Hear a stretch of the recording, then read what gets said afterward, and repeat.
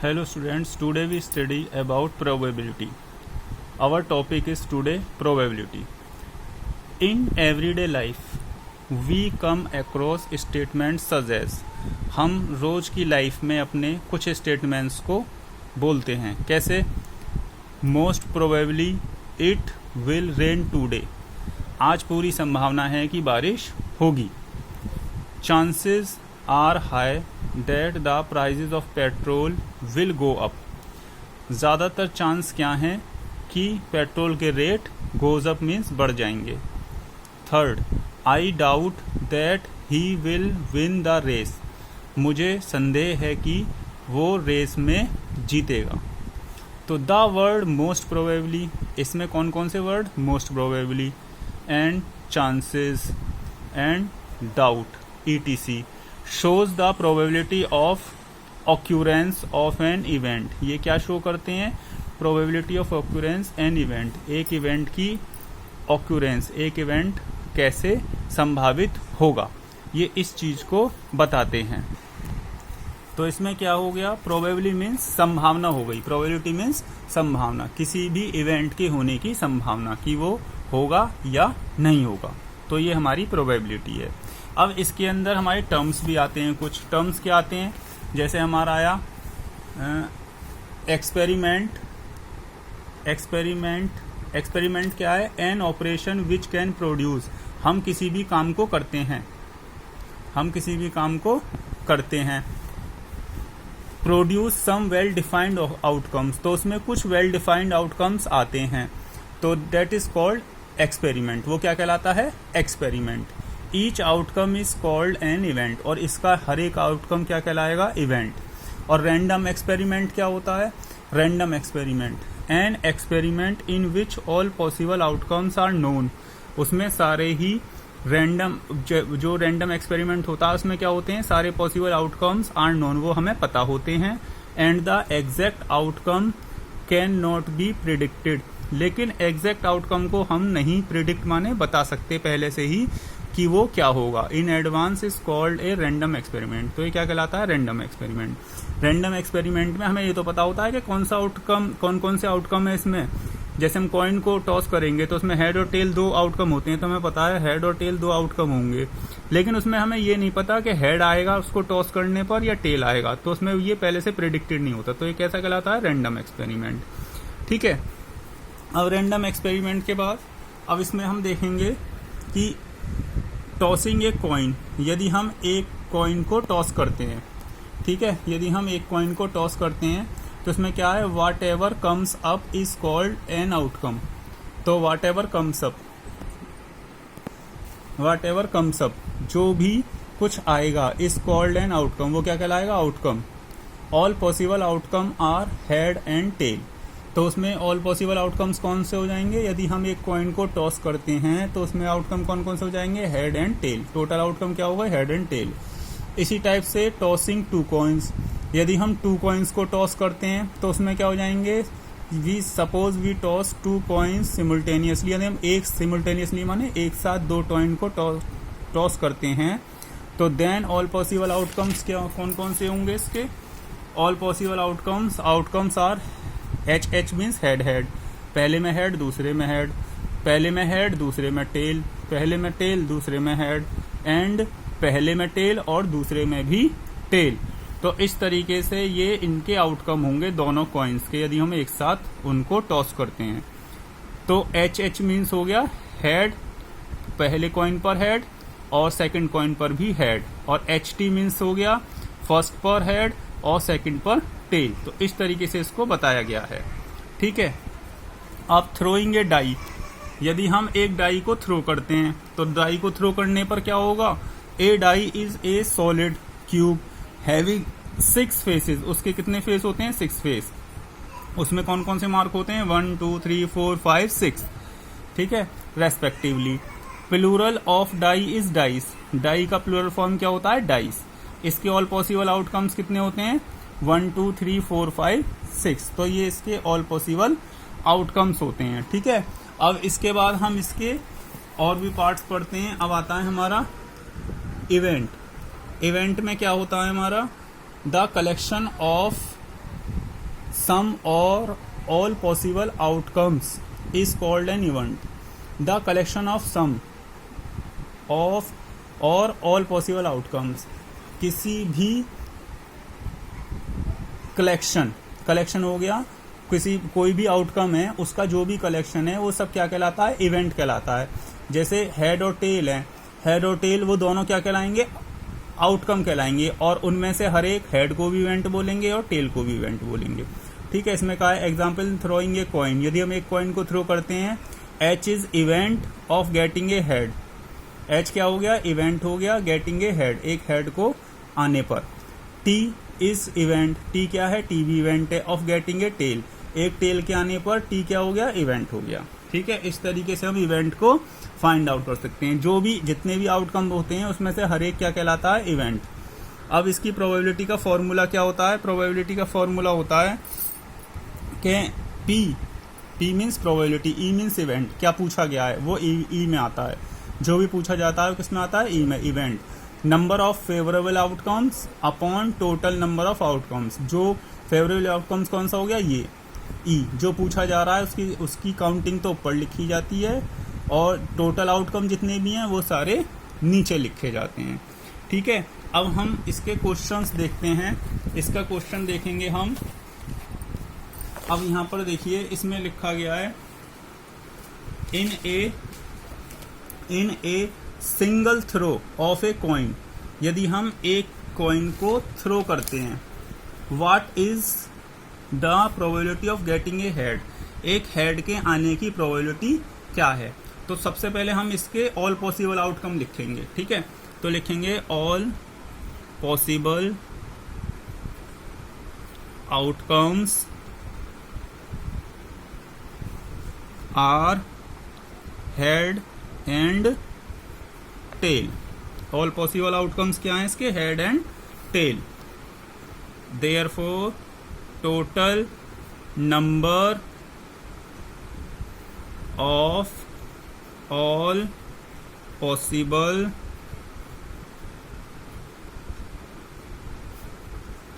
Outcome is equal to 2. Total all possible outcome कौन कौन से हैं, हेड एंड टेल. और total number of all possible outcomes कितने हो गए, 1 2. तो 2 लिख दिए टोटल नंबर ऑफ. इसने क्या पूछा है हमसे, probability of getting a head. तो ये क्या हो गया हमारा, इवेंट. ठीक है, तो लिखेंगे नंबर ऑफ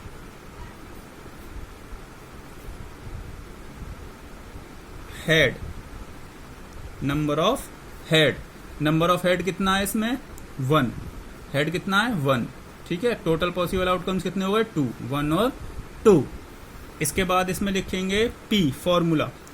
पी क्या पूछा गया है, ये हमारा इवेंट हो गया, उसमें ई था ना, तो ई में क्या आ गया, probability of getting a head. ये इवेंट हो गया, गेटिंग ए हेड. तो उसमें क्या होता है, favourable outcome. Favourable outcome means event, favourable outcome means event. तो इवेंट कितना है हमारा, 1. तो ये तो लिख देंगे हम ऊपर 1. फेवरेबल आउटकम कितना आ गया, 1. जो चीज पूछी जाती है वो ऊपर और जो टोटल आउटकम होते हैं वो नीचे. तो टोटल आउटकम कितने थे हमारे, टोटल पॉसिबल आउटकम 2. तो ये आ गया 2. तो इसकी प्रोबेबिलिटी क्या हो गई गेटिंग ए हेड की, 1/2. तो probability of getting a head is equal to 1/2. तो इस तरीके से हम प्रोबेबिलिटी फाइंड आउट करते हैं. अब दूसरा क्वेश्चन देखिए इसका. When 2 coins are tossed simultaneously, जब हम एक साथ दोनों कॉइन्स को टॉस करते हैं, what are all possible outcomes, उनके सारे पॉसिबल आउटकम्स कौन कौन से होंगे. In a single throw of coins, यदि हम एक साथ उनको थ्रो करते हैं, what is probability of getting, क्या प्रोबेबिलिटी होगी, ये इवेंट हो गए हमारे, गेटिंग बोथ हेड, कि दोनों ही हेड आ जाएं, एटलीस्ट 1 टेल, और कम से कम उनमें से एक हेड आ जाए. तो इस तरीके से हमें इसके आंसर फाइंड आउट करना है. तो पहले हम लिखेंगे all possible outcomes. All possible outcomes are head, पहले में हेड, दूसरे में भी हेड. फिर फर्स्ट कॉइन में हेड, सेकंड कॉइन में टेल. फर्स्ट कॉइन में टेल, सेकंड कॉइन में हेड. फिर फर्स्ट कॉइन में टेल और सेकंड कॉइन में भी टेल। तो इस तरीके से 4 आउटकम हो गए, head head, head tail, tail head, tail tail. ठीक है, तो टोटल इस लिखेंगे therefore total number of all possible outcomes is equal to 4। All possible outcomes कितने हो गए? 4। अब लिखेंगे फर्स्ट पॉइंट क्या था? Getting both head. तो getting both heads means, getting both head means क्या हो गया? फर्स्ट कॉइन में भी हेड हो और सेकंड कॉइन में भी हेड हो। तो कितने हो गए? Number of such outcomes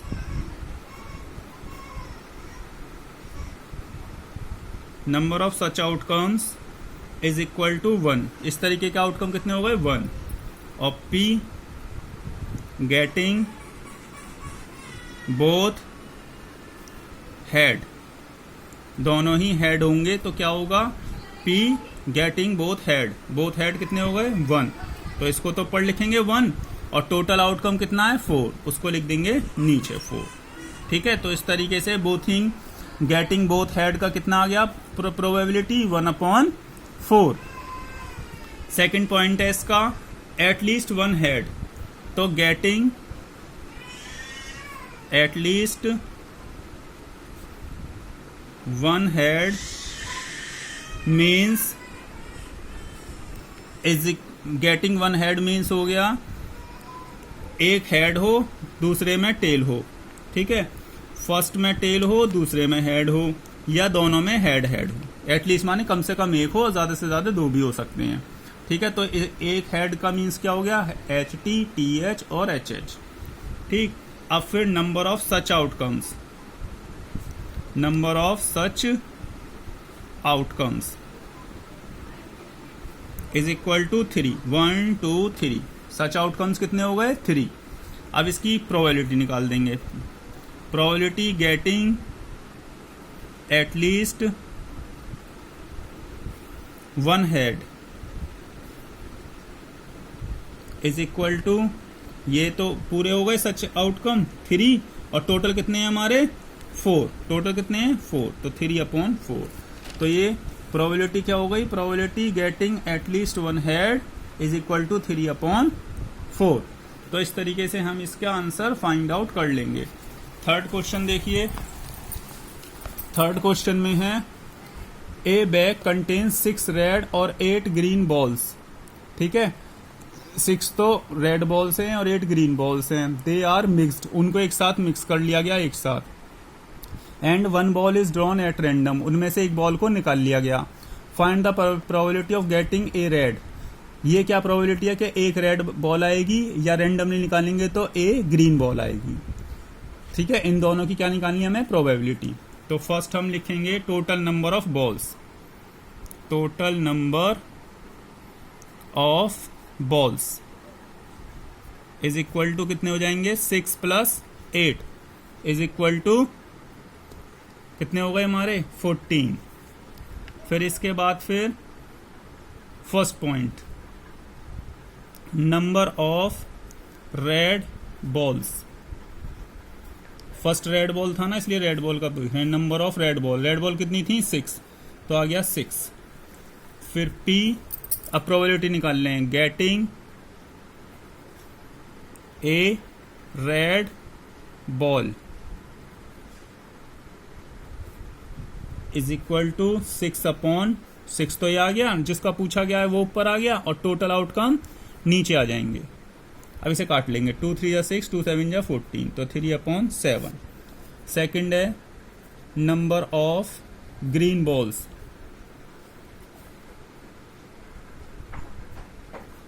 is equal to 8। Number of green balls आ गए 8।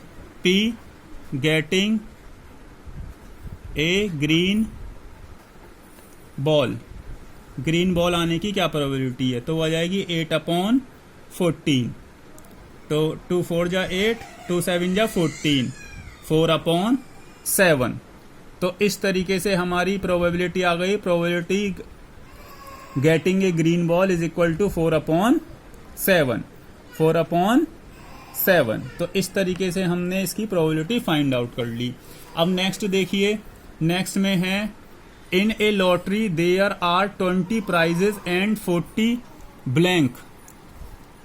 लॉटरी के टिकट हैं, 20 तो प्राइज हैं उसमें और 40 ब्लैंक टिकट हैं।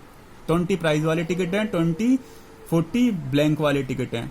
A ticket is chosen at random. एक टिकट एक बार में चूज किया जाता है। What is the probability of getting a prize. उसमें प्राइज आने की क्या प्रोबेबिलिटी है। पहले लिखेंगे total number of lottery tickets. Total number of lottery tickets is equal to 20 तो प्राइज वाले हैं और 40 ब्लैंक वाले हैं, तो आ गए टोटल 60। अब फिर लिखेंगे नंबर ऑफ प्राइजेस। प्राइजेस कितने हैं उसमें 20। अब प्रोबेबिलिटी निकाल देंगे। Probability getting a prize. Probability getting a prize is equal to prize कितने हैं टोटल 20 और टोटल आउटकम कितने हैं, टोटल टिकट्स कितने हैं इसमें 60। तो 21 या 20, 23 या 60। तो इसकी प्रोबेबिलिटी कितनी आ गई 1/3। तो ये प्रोबेबिलिटी क्या आ गई, getting a prize is equal to 20/60 is equal to 1/3। और ये ध्यान रखना प्रोबेबिलिटी जो होती है वो 0 और 3 के बीच में ही 0 और 1 के बीच में ही होती है। 0 और 1 के बीच में। यदि हम इसको डिवाइड करेंगे तो ये 1 से छोटा ही आएगा। ठीक है। अब एक इसमें आया it is known that a box of 200 electric bulbs. एक उसमें 200 इलेक्ट्रिक बल्ब्स हैं, 16 डिफेक्टिव बल्ब्स हैं, 1 बल्ब इज टेकन आउट। उनमें से एक बल्ब को चूज किया, रैंडमली निकाला जाता है बॉक्स में से। तो what is the probability that the bulb drawn is defective. के बल्ब जो निकाला जाएगा वो डिफेक्टिव होगा या नॉन डिफेक्टिव होगा। दो की प्रोबेबिलिटी बतानी है इसमें, डिफेक्टिव की और नॉन डिफेक्टिव की। तो पहले हम इसमें लिखेंगे total number of bulbs. Total number of bulbs is equal to 200, फिर डिफेक्टिव बल्ब्स 16, इसके बाद फिर non defective bulbs. Non defective bulbs is equal to 200 minus 16, 184। Defective bulb 16, total में से माइनस कर दिया इसको तो 184 नॉन डिफेक्टिव बल्ब्स आ गए। अब क्या निकालेंगे इसकी प्रोबेबिलिटी फर्स्ट क्या है, getting defective bulbs. P getting a defective bulb. तो डिफेक्टिव बल्ब कितने हैं इसमें 16, वो तो आएगा ऊपर। जो चीज पूछी जाती है वो ऊपर, टोटल आउटकम इसके नीचे। तो 8 2 जा 16, 8 2 जा 16 और 8 5 जा 40, 8 5 जा 40। तो इसका आ गया 2/25। कितना आ गया 2/25। अब इसका सेकंड पॉइंट देखिए, P getting a non defective bulb. Non defective bulb, non defective bulb में कितना है 184 अपॉन टोटल है 200। अब इसे 8 से काटेंगे, 8 2 जा 16, 8 3 जा 24, 8 से इसको काटा 25, तो ये आ गया 23/25। तो इस तरीके से हमने इसकी प्रोबेबिलिटी निकाल ली डिफेक्टिव बल्ब की और नॉन डिफेक्टिव बल्ब की। जो चीज पूछी जाती है हमसे, पहले डिफेक्टिव बल्ब का पूछा तो सबसे पहले हमने डिफेक्टिव बल्ब को ऊपर लिखा और टोटल को हमने लिखा नीचे और उनको 8 से डिवाइड करके निकाल ली प्रोबेबिलिटी।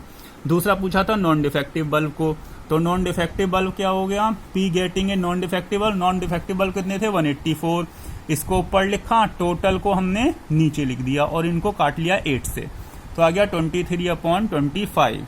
तो ये चीज जो हमसे पूछी गई है ये तो हो गया हमारा इवेंट।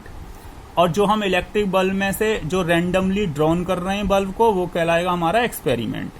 तो इस तरीके से हम प्रोबेबिलिटी के क्वेश्चंस को अपने सॉल्व कर सकते हैं। जो भी इवेंट होता है उसको ऊपर रखना है, टोटल आउटकम्स को नीचे रखना है, बस ये हमें ध्यान रखना है। इस तरीके से हम करते हुए अपने सारे क्वेश्चंस को सॉल्व कर सकते हैं। Thank you very much and have a nice day.